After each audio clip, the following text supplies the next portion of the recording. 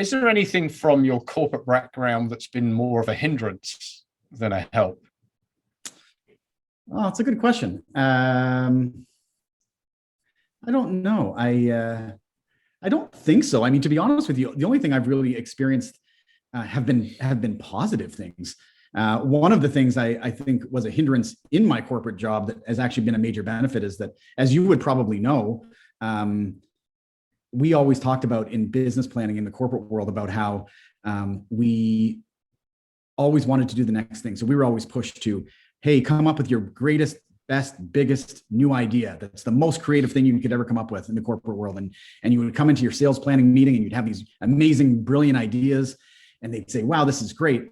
Unfortunately, we're going to have to go through a bunch of meetings in order to approve something like this because it's completely outside of the objectives of our company. I don't know if we're going to be able to get that done. And unless you can do it for free, well, I don't know. We don't want to take the risk on something like that. It's too far outside the box. And I found in that perspective, the corporate world was a major hindrance for me because I had a mind that was always thinking of new ideas. And we always hit a roadblock at that point in the corporate world. And so, for me, it was a bit of a relief to come into a profession where I had the ability to do my own thing. And you will fail. There have definitely been, since we've got into this, there have been some failures. But what sort of things?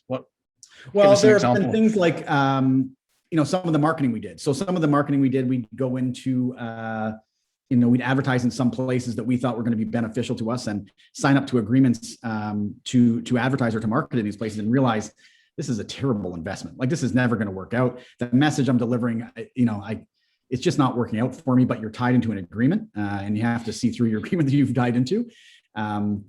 Committing to, there was a period of time where I was writing a report. So the data was going really well and people were really enjoying the insights and people were asking me for more and more and more.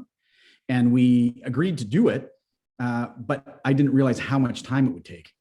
Right. And so here I am agreeing to do this thing for a handful of people that have asked me for more information. And it's taking me, 24 hours of straight work to get it done. And, after a few months, I said, enough's enough. Like, this is not appealing to the masses and it's taking up way too much time.